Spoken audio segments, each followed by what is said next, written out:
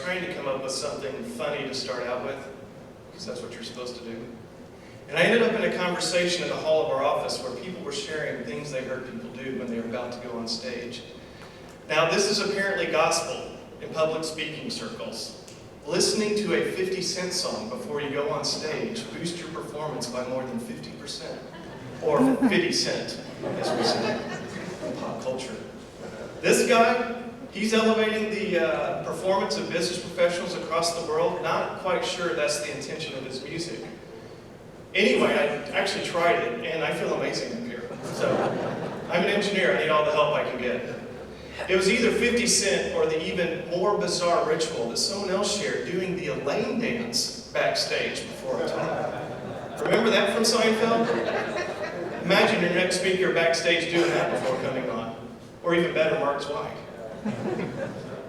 Well, I'm delighted to kick things off this year, another amazing year for the AEC industry. Congratulations to all of the award winners in the room. For the 5th year in a row, we had a record number of applicants with the highest spike in the marketing excellence category. That's really great news. Marketing is so important to this industry, and so I'm going to come back to that. To paint a picture of 2018, I'm going to share information from a recent industry research with an emphasis on the vast amount of data points we get from our awards program. I'm going to focus specifically on Marketing Excellence Award winners, best firms to work for, and the hot firm list. Now, I believe this perspective is most relevant to those of you in this room. This is your data compared with the entire industry. So let's start with a focus on marketing. In Zweig Group's 30 years researching the industry, combined with our experience working directly with your firms, AEC firms, one thing really stands out. Marketing drives excellence. It drives growth by helping you win more work. It helps create a great place to work. Simply put, marketing paints the picture of the firm and can make the desired outcome a reality. With these facts, it's so unfortunate that so many firms simply see marketing as an overhead expense. For the skeptics, consider the following. Marketing Excellence Award winners, or how I'm going to refer to them as MEA winners, spent 7% of net service revenue, or NSR, on marketing versus 5% of those that entered the contest and did not win. Now, net service revenue is defined as gross revenue minus sub-consultant pass-through revenue and reimbursables. So simply put, marketing winners commit more dollars to their efforts. Now, recognizing the industry average is 5.6%, I believe the subtext is, if you're going to enter a marketing awards contest and want to win, make sure you're at least spending the industry average on marketing. See that? So looking at how principals spend their time, the differences are quite dramatic. Principals in MEA winning firms spend 40% of their time on marketing and BD versus 18% for average performing firms. So MEA winning principals are focused on marketing and BD more than twice as much as average performing firms. They set an example and they get the returns. As Zweig Group, decades of research shows marketing is one of the top 3 investments you can make to drive growth in an AEC firm. These 2 pie charts show 2 sample sets. The first is how many firms were fast growth in the MEA set, and the second is for all other firms. So fast growth is defined as firms that grew 20% or more over the past 3 years. 37% of MEA winners are fast growth firms versus just 20% of the overall sample set. Again, this is almost double, reinforcing how marketing investment drives growth. According to our data, marketing also drives profit. So 35% of MEA winners were highly profitable, which means they maintained a 15% or higher profit margin for 3 or more years, versus just 25% for all of the firms. So again, more evidence that marketing investment drives overall firm performance. Marketing excellence winners believe in marketing, and they're very intentional with their investing strategy. Over 2/3 of MEA winners increased their spending over last year. As I stated earlier, I highly recommend this for the losers. What are the greatest MEA challenges? We did an open response question in the Marketing Excellence Survey, and they cite their greatest challenges as 1, recruiting, 2, strategic planning, and 3, branding and differentiation. Not surprising, all 3 are major issues for the industry overall. I don't think it's a coincidence that those 3 best investments, marketing, recruiting, HR, and IT, can help solve these challenges. Focusing on number one, recruiting is the biggest challenge in the industry across all of our data sets. Especially in fast growth firms, staffing challenges are a common byproduct of growth. So let's move on to our next group of award winners, the Hot Firm List, the fastest growing AEC firms in North America. We see the Hot Firms list as being one of the best gauges of the economy of the industry. And there's some good news this year. Our first graph shows the average growth in revenue dollars of the Hot Firm list from 2010 to 2018. It's encouraging to see the average growth of the list trending back up in 2018. The next graph shows the percentage growth of firms on the Hot Firm list and how the overall list compared with the top 10 firms and the industry average. Note the dramatic differences between the Hot Firms list and the industry. This part of the Hot Firm equation is very important because it levels firms of all sizes. Now the next chart shows the way the 2018 Hot Firms list grew during the previous 3 years. The majority of firms on the list grew organically. However, this has trended toward more M&A activity over the past several years. Now look at how dramatic the difference is for the top 10. Almost completely inverse, with 70% growing through M&A. So if you want to be in the top 10, call Jamie Claire Kaiser, our Director of Consulting. The next chart shows that hot firms are also more efficient with their people, shown by the difference in NSR per FTE or full-time employee of hot firms versus all other firms. Now, let's zoom in on the top 10. The top 10 firms grew by 153% versus 80% for the entire list. So, here's a little perspective, just to bring us back down to earth in this great country we call America. Like last year, we decided once again to enter this lovely group of 6 ladies into the Hot Firm contest, known in pop culture as the Kardashians. So what did they make last year? A whopping $134.8 million in 2017. By our calculations, that places them at number 7. On the Hot Firm list. Sorry, Huckabee, they took your spot. Now the good news is they slipped from number 6 last year to number 7 this year, meaning our industry is actually gaining on them. Now to be fair, this year, we decided to enter them in the Best Firms to Work For contest, okay, where they earned the lowest score in contest history, offering confidence in our scoring system. This is a neat tool I came across on the internet. It allows you to calculate how many minutes it takes a Kardashian to make as much as you do. Yet another example reinforcing that access to information is not always good for mental and emotional health. So if we take the average salary of a principal in the AEC industry, it takes Kim Kardashian about 1 day and 16 hours to make as much as that principal annually, which means she will make more while we are at this conference than many at this conference will make in an entire year.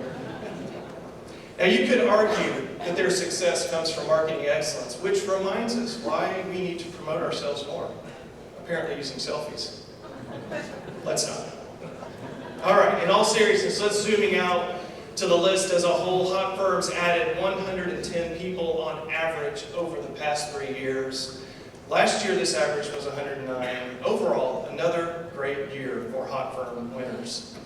Moving on to the final data set of our 3 awards programs, let's look at the best firms to work for in North America. Open responses continue to indicate a strengthening connection between best firms to work for and hot firms, and that's part of the reason we combined these conferences. The next quote does a good job of capturing this. It says things like, grow or die, and that growth provides the all-important foundation that makes LJA a great place to work, emphasizing the critical connection between growth and a great workplace. It's obviously working quite well for LJA, a firm with high rankings in the Hot Firm, Best Firm, and Marketing Excellence categories. Thank you, Calvin Ladner, for that quote. So many firms are recognizing that having a best firm to work for is a key strategy for driving growth, especially in the retention of current staff and the recruiting of new staff, which is of critical importance in 2018. So while hot firms give us a look at the industry from the outside, Best Firms data gives us a look inside firms and what is motivating and inspiring employees. And when I say data, I mean a lot of data. This is the largest employee survey in the AEC industry with over 13,000 responses and 1.6 million data points.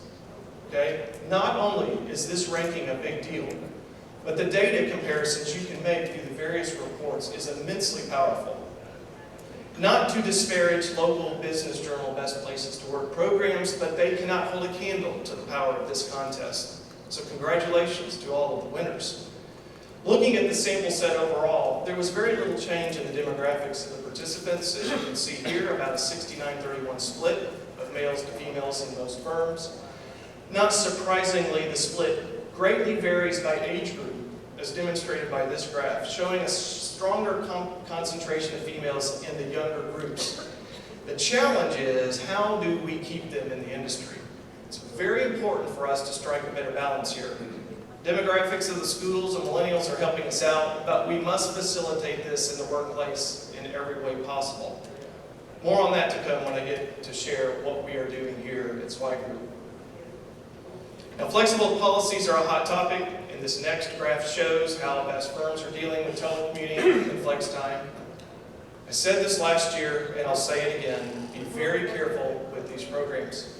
Lots of firms are jumping on half-day Fridays and other programs that can create client service issues. We must strike a better balance here, accommodating employee needs and client service demands. We continue to see client service scores, especially in terms of responsiveness and communication, trending downward. And these are your clients that we're surveying. Meaning there's a huge opportunity for you to build your brand and gain market share if you can outperform the declining competition here. Speaking of communication, 82% of best firms are sharing revenue data with all employees on some frequency, as shown on this pie chart. One of the best ways to bring up your internal communication scores, which typically ranks low, is to share this information. It's important to note that best firms are outperforming the industry average by a magnitude of nearly 4, as only 23% of all AEC firms share revenue data with all employees. In addition to wanting to know more about the numbers, employees are surprisingly attuned to upcoming leadership or ownership transition issues in their firm. In fact, our surveys reveal a great deal of anxiety for employees at all levels when there's not a plan in place, much to the surprise of firm leaders. Only a third of best firms to work for have these formal ownership and leadership transition plans. However, the majority are at least taking some measures to prepare for upcoming changes. We must do a better job of this in the industry. This has got to be 100%. Lack of planning in this area costs jobs, money, and takes options off the tables for owners. Less options means less control over the firm and individual destiny. Transition planning is a huge problem and is one of the most common issues when leaders call us for help. Speaking of costing us jobs, firms with 200 or more employees have seen the highest turnover in the last fiscal year, followed closely by firms with 25 to 49 employees. The overall turnover rate for all firms is 14.6%. Now, not all turnover is bad. You need to constantly evaluate your staff, getting rid of non-performers and toxic employees. Unfortunately, with the market so tight, many firms are tolerating underperformers at a record level. We're hearing it in our interviews and seeing it in our surveys. Now, because recruiting has risen to the #1 challenge facing AEC firms, we avoid firing the duds. Well, I've got news for you. Underperformers and toxic employees do more damage to your culture and bottom line than they could ever do or make up by working on your projects. They are a threat to your star performers, your clients, your culture, and your brand. We've got a real problem dealing with our challenges. Case in point, as I said, recruiting is overwhelmingly cited as the #1 challenge facing AEC firms today. Yet, 71% have no recruiting or HR budget, up from last year. Additionally, and even more troubling, firms spent less on HR as a percentage of NSR this year, 1.4% versus 1.8% last year.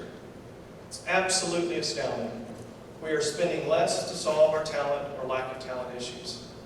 This goes for other areas of the business as well. Firms are so busy, they are only focused on getting projects done at the expense of critical investments for the business.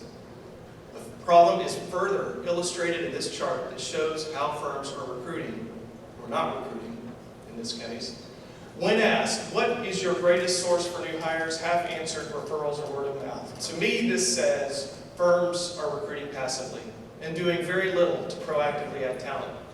That's not all bad. Referral programs can help target talent, but you are mostly restricted to the network of your employees. The majority of best firms have referral programs, with 82% reporting that they compensate employees for referring candidates that are hired. One great way to relieve the pressure of recruiting is retention. Keep your performers. Overall, firms get low marks for rewarding or recognizing employees for overtime or extraordinary work, and this is unfortunately true for best firms as well. However, firms that do recognize excellent work do so with the following approaches. You can see the public announcements, which is free, is number one. And hey, that's great. Monetary rewards come in at 2 and 3 and so forth, as you can see up here. I'll come back to this and talk later about the importance of celebration, because it is absolutely so critical. Zooming out and concluding with how best firms to work for stand out from the crowd, this top 5 list shows where best firms outperform all other firms with the greatest numerical margins. Okay? Number 1, frequency and amount of bonuses. Number 2, mentoring programs. Number 3, tuition reimbursement. 4, professional development. 5, training, quality, and frequency. In other words, this is where you can invest time and dollars most effectively to stand out from the crowd. This is recruiting gold here, folks. Now, these programs paint a clear picture of how excellence, growth, and great workplaces are generated. It's a strong data set, and combined with the remainder of our other 20-plus surveys on other firm topics, indicators show the industry is still strong in providing the highest return on equity in the history of our research. Therefore, keep investing in your people and keep investing in your firms. So that's what's happening in your firms. Here's a little bit about what's happening in ours. This year, Zweig Group celebrates 30 years of business. If we look back and try to summarize the value of what started as Mark Zweig and Associates, which became Zweig White, and now Zweig Group, it would be difficult. But the story goes something like this. Mark Zweig built this idea of expanding business acumen to the AC industry. It's probably a fairly new concept 30 years ago. The industry had few dedicated resources for helping on the business side. There was maybe one competitor. Anyway, Mark brought more than business acumen to the table. He brought business savvy. As a result, the industry had a resource that focused on research and then provided that information to improve operations and the firm as a whole. I believe our company's entrance into the AC market came at a time when there was a natural shift happening in the industry. Firm leaders were becoming more open to the idea that growing a business was more than just providing good engineering design, creative architecture, or on-time construction. They realized that they were, in fact, running businesses. Strategic planning, marketing, and business development became a way of life. We provided invaluable education and support in these and other areas, building on the idea of better business performance through business savvy. Now, I believe there's another shift happening in our industry. It presents an opportunity, and together I believe we have the power to take this industry to the next level. It's like a window that's opening again, where change is needed and something or someone is needed to lead it. It comes at a time when our own firm is successfully executing a succession plan that begs the question, what's next? It starts with how Zweig Group can leverage our strong heritage while evolving as a company and bringing something new, really new, to the industry. We continue to evolve and grow as a firm. Our consulting practice has expanded threefold, led by our M&A team. Our Civil plus Structural Engineer magazine is the fastest growing online industry resource. Our training programs consistently earn reviews well above the competition. All of this allows me to share the very exciting news that last week we signed a lease for a new office right here in Dallas, recognizing the incredible opportunities we see here in Texas. This office provides us quicker access to almost any destination in North America and beyond, while providing a powerful hiring base to build our team with a Texas brand of big ambition. All of this is exciting stuff, and only possible because of our people and how they dream big, like Noah Hunt, who's leading our firm to Dallas. Noah, stand up and wave. There he is back here.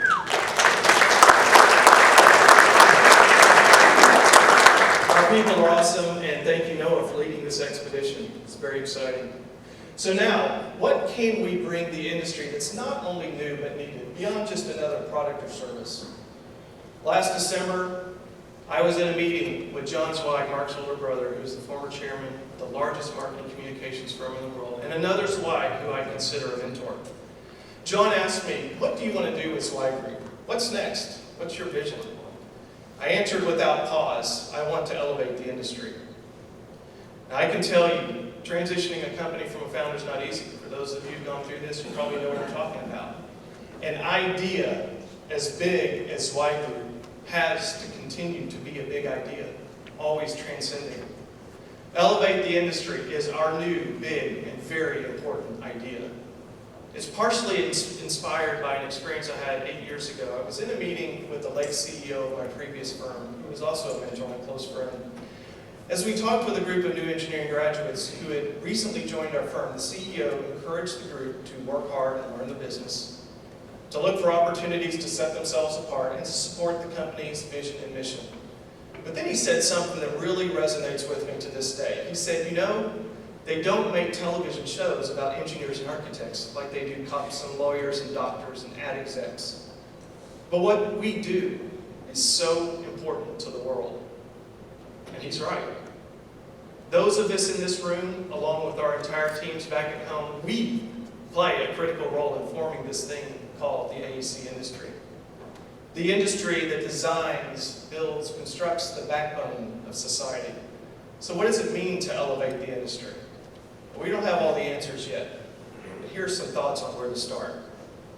First, we must work together to promote the industry. I want to make a commitment to you, and I ask that you'll partner with us to bring more positive exposure of what we do to the world, starting in your own firms. We live in a world where the Kardashians are superstars rather than our built environment professionals.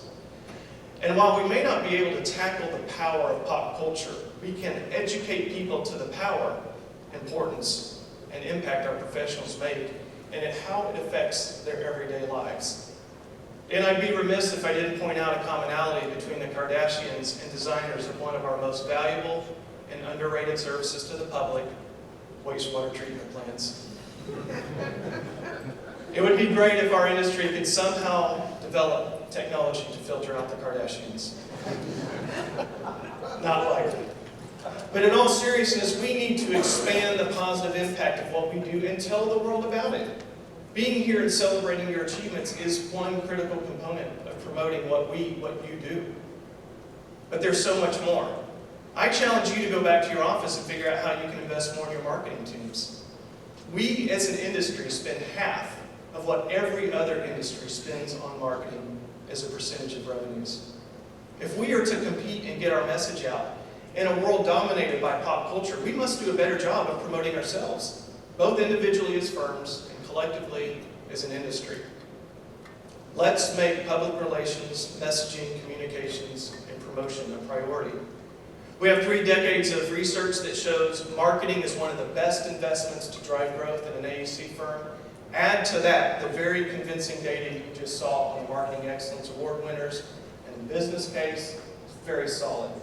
Now, let's use marketing to elevate the industry. It's really time to also diversify our firms and the industry. Let's get serious about our business and close the gaps, all of them. Let's start with diversification of our workforce and the policies that empower quality. Not because of political correctness pressures or so-called millennial issues, but rather because it's a critical business strategy, and it's simply the right thing to do. Looking at the gender picture, there's a tremendous amount of opportunity to elevate the industry. Recent studies show that only 11% of the current engineering workforce are women, 20% of engineering school graduates are women, but only 11% are practicing engineers. Our friends in architecture are doing a bit better. 36% of newly licensed architects are women, and they're earning their license 10 months sooner than men. Now, zooming out, Fortune 500 reports only 5% of the CEOs on their list are women. But organizations with the highest representation of women in leadership demonstrate higher financial performance, a 35% higher return on equity, and a 34% higher return to stakeholders than men. That statistic alone should support the power of women in leadership positions. We have a lot of room for growth in the AC industry. A recent stat from our research was absolutely shocking. When we asked principals if they have considered leaving the AC industry for another field, 100% of women said yes. Okay, every single one. Let that sink in. The stat was 49% of men who answered yes. We need to get solutions-oriented and quick. We have a talent crisis in this industry. Here's another group we need to embrace. You may have heard of them before, millennials and their successors, Generation Z. And we need to focus on how they can help build our firms, the things they require in the workplace, experimentation, instant connectivity, mobility, and empowerment. Might make baby boomers uncomfortable, but firms who meet this generation eye to eye might just find themselves with a leg up on the competition in both capacity and renewed innovation. We even have examples of that here amongst us today.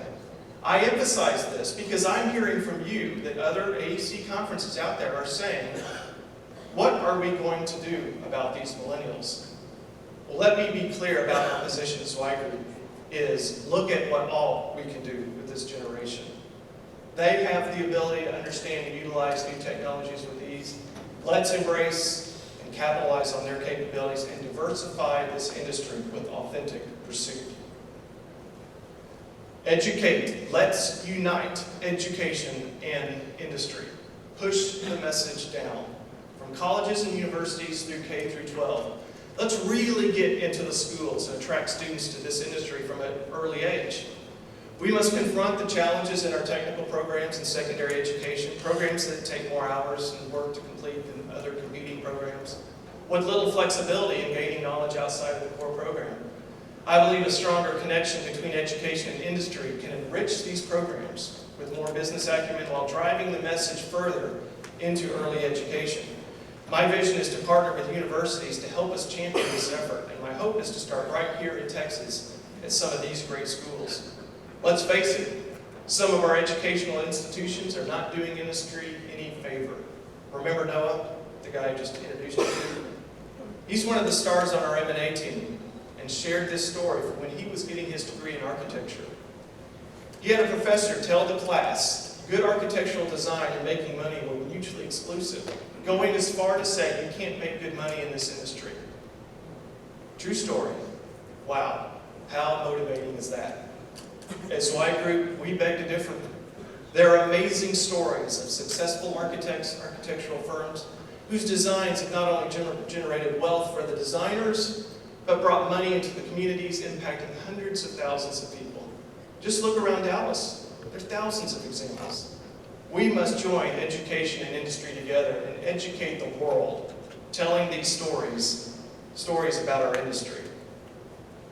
It's time to change the conversation and shift toward growth-oriented policies that can mobilize investment and create jobs. Simply said, we need to be able to pay better salaries and attract and retain talent. And this starts with educating our clients, getting away from low-bid processes, differentiating our services, and breaking out of this trend of so-called commoditization. Everyone is providing high-quality engineering and architectural services that are client-focused, blah, blah, blah.